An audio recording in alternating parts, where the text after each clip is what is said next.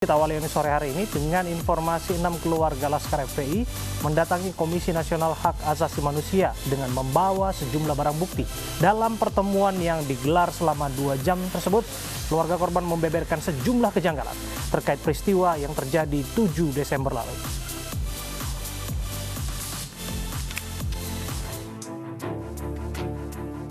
Keluarga 6 Laskar FPI yang menjadi korban dalam baku tembak dengan polisi di tol Jakarta Cikampek kilometer 50 awal Desember lalu mendatangi Komisi Nasional Hak Asasi Manusia pagi tadi. Mereka datang dengan didampingi kuasa hukumnya dan sejumlah simpatisan.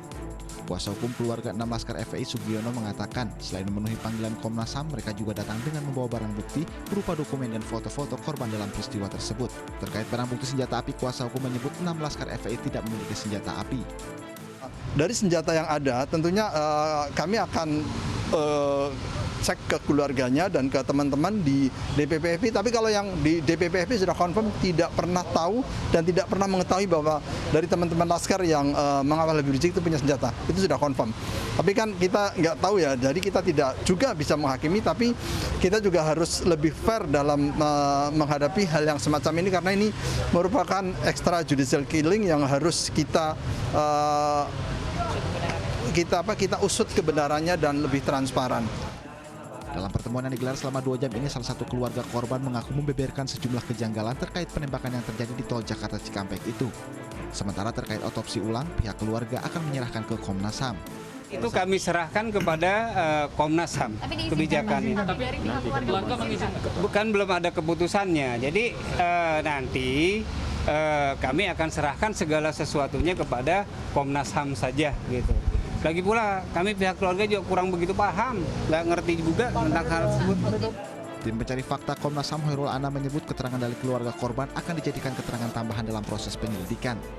Dalam konteks fair trial, unfair trial, dalam konteks hak asasi manusia, penting bagi kita semua memastikan bahwa penggunaan kewenangan tidak boleh berlebihan, proses hukum juga tidak boleh dimaknai sebagai satu proses yang bisa diterjemahkan oleh satu pihak.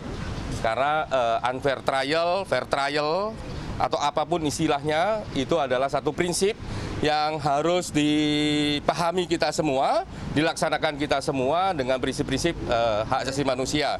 Sekali lagi, Komnas HAM terima kasih ke teman-teman FPI dan keluarga yang terbuka, yang kooperatif, yang mau memberikan berbagai informasinya, termasuk nantinya berkomitmen untuk beberapa pendalaman.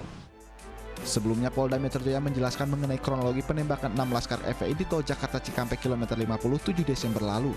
Polisi mengklaim terpaksa mengambil tindakan tegas dan terukur lantaran Laskar FPI melawan aparat dengan senjata api dan senjata tajam. Tim Liputan iNews melaporkan.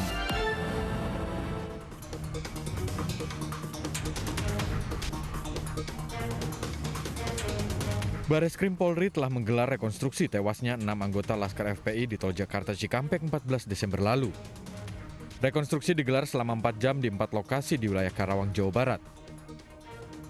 Mulai dari kawasan Bundaran Hotel Novotel, Jembatan Badami, tol Jakarta Cikampek kilometer 50, dan TKP terakhir di kilometer 51. Total ada 51 adegan dalam rekonstruksi tewasnya 6 Laskar FPI ini.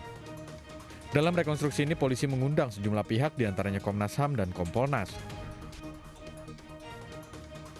Menurut Kapolda Metro Jaya, Irjen Pol Fadil Imran, petugas dalam penyidikannya mendapat serangan dari pengawal Rizik Syihab hingga akhirnya petugas mengambil tindakan tegas. 3 anggota Polda Metro Jaya mengikuti kendaraan yang diduga adalah pengikut MRS, kendaraan petugas dipepet, lalu kemudian diserang dengan menggunakan senjata api dan senjata tajam sebagaimana yang rekan-rekan lihat di depan ini.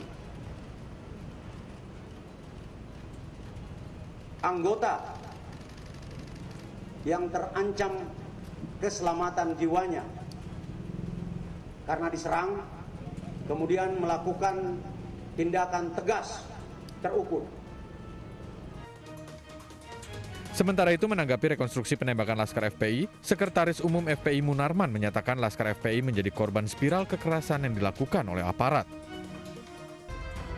Di awalnya dikatakan ada tembak-menembak, kemudian ada serangan, tetapi kemudian berubah ya bahwa mereka ditangkap. Setelah diinvestigasi oleh teman-teman wartawan di sana ternyata tidak ada tembak-menembak di lokasi KM 50. Kemudian terjadi serangannya di atas mobil. Nah, kalau serangannya di atas mobil ya, kita pertanyakan kalau 4 orang yang masih hidup itu di atas mobil, artinya kan itu sudah diakui ya sekarang ini sudah diakui bahwa yang 4 masih hidup. Itu dulu poinnya. Sebelumnya, 6 jenazah anggota Laskar Front Pembela Islam yang tewas ditembak polisi karena diduga melawan saat pengintaian dimakamkan. Dari 6 jenazah, 5 dimakamkan di Megamendung, Bogor, Jawa Barat, dan 1 jenazah lagi dimakamkan keluarganya di Duri Kosambi, Jakarta Barat. Tim Liputan iNews melaporkan. Diduga langgar protokol kesehatan dan tindak pidana, Polda Metro Jaya panggil penanggung jawab aksi demonstrasi 18/12. Polisi juga telah menaikkan status perkaranya ke tahap penyidikan.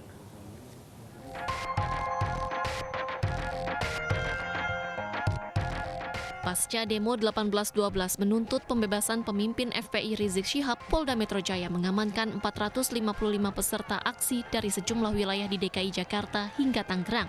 Dari ratusan massa yang diamankan, 7 orang diantaranya kedapatan membawa senjata tajam dan positif narkoba. 28 orang reaktif COVID-19 dan sisanya dilepaskan usai didata. Polisi mendalami dugaan pelanggaran protokol kesehatan dan tindak pidana yang ditenggarai ditemukan pada aksi 18/12. Rencananya Polda Metro Jaya akan memanggil panitia dan penanggung jawab acara untuk dimintai keterangan. Dalam gelar perkara, polisi meyakini adanya unsur pidana terkait penyelenggaraan acara 18/12 yang diketahui mengundang massa dan menyebabkan kerumunan. Status perkaranya pun telah dinaikkan ke tahap penyidikan. Ada laporan, kita lakukan penyelidikan terhadap para punggawa-punggawanya yang kemarin 18/12 yang melakukan kegiatan kerumunan tersebut. Karena ini kan dilarang kan? Hari ini sudah naik tahap penyidikan untuk para penanggung jawab acara yang semua termasuk panitianya. Karena kemarin sudah kita lakukan penyelidikan, 9 kita lakukan klarifikasi, kemudian kita lakukan gelar perkara. Pagi ini kita naikkan ke tingkat penyidikan untuk kasus kerumunan tersebut. Ya, ini dipersangkakan di pasal 169 atau pasal 160 di KUHP. Juga pasal 93 di Undang-Undang Nomor 6 Tahun 2018 tentang karantina kesehatan. Ya, baru pagi ini naik tahap penyidikan.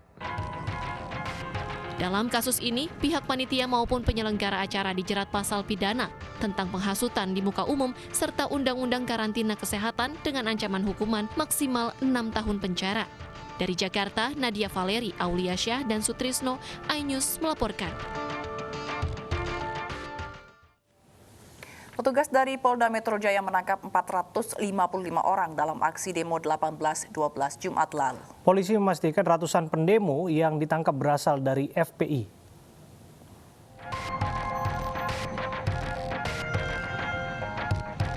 Jumat 18 Desember 2020 lalu, massa berdemo menuntut pembebasan pimpinan FPI Rizik Syihab di Jakarta. Meski aksi 18/12 tidak mendapat izin dari kepolisian, massa tetap melakukan aksi demo. Saat aksi 18/12, polisi menangkap 455 orang dari kelompok FPI. Dalam pemeriksaan, polisi menyatakan tidak ada kelompok lain yang terlibat dalam aksi 18/12 selain berasal dari FPI. Dari 455 orang yang ditangkap, 28 diantaranya reaktif COVID-19 dan dirujuk ke Wisma Atlet Kemayoran, Jakarta. Saat menangkap 455 orang pendemo, 7 diantaranya menjadi tersangka karena membawa senjata tajam dan ganja. Ketujuh orang yang ditangkap di wilayah Jakarta Utara, Tangerang, dan Depok. Dari Jakarta, Tim Liputan iNews melaporkan.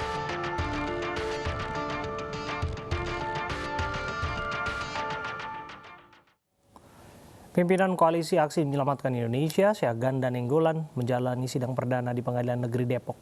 Usai pembacaan dakwaan, kuasa hukum Syahganda akan mengajukan eksepsi dalam 2 minggu ke depan.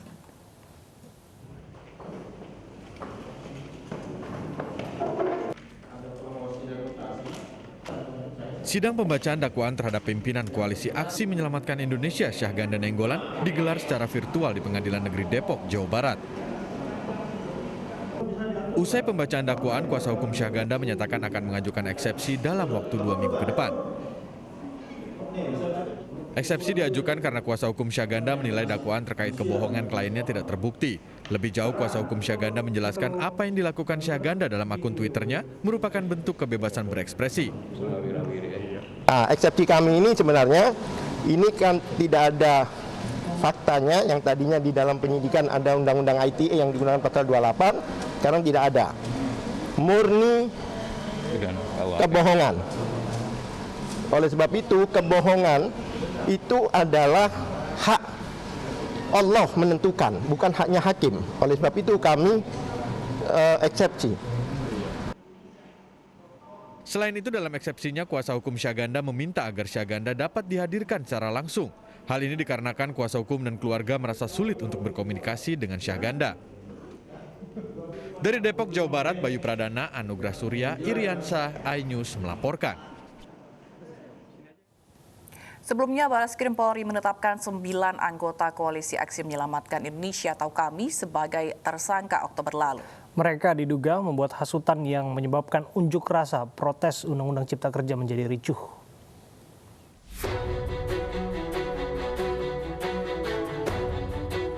Tim dari Direktorat Tindak Pidana Siber Barreskrim Polri menangkap sejumlah aktivis dan petinggi Koalisi Aksi Menyelamatkan Indonesia KAMI. Penangkapan dilatar belakangi oleh unjuk rasa menolak Undang-Undang Cipta Kerja yang berujung anarkis 8 Oktober lalu. Polisi juga menyita barang bukti yang disita terkait kasus penangkapan aktivis KAMI ini, di antaranya spanduk, kartu identitas, telepon seluler, kemeja KAMI, serta sejumlah dokumen. 9 aktivis yang ditangkap polisi dan telah ditetapkan sebagai tersangka antara lain Juliana, Devi, Hoiri Amri, dan Wahyu Rarasari Putri. Selain itu, polisi juga menangkap Anton Permana, Syahganda Nainggolan, Jumhur Hidayat, Kingkin, dan Khalid Saifullah. Mereka ditangkap di 2 tempat berbeda, yakni di Jakarta dan Medan. Tim Liputan iNews melaporkan. Putra sulung Presiden Joko Widodo, Gibran Rakabuming Raka, membantah terlibat kasus korupsi bantuan sosial yang menyeret Menteri Sosial Juliari Batubara. Sebelumnya, Gibran diduga memberi rekomendasi pengadaan kantong bantuan sosial ke PT Sri Rejeki Isman atau Sritex. Gibran Rakabuming Raka menampik kabar buruk dirinya yang diduga terlibat dalam kasus korupsi dana bansos. Hal ini disampaikan putra sulung Presiden Joko Widodo saat belusukan di Kampung Banyu Agung.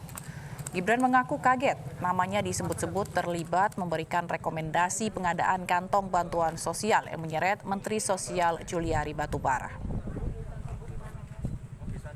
Jadi itu berita-berita yang tidak benar dan tidak bisa dibuktikan. Ya kalau mau korupsi kok kenapa korupsinya baru sekarang, enggak dulu-dulu.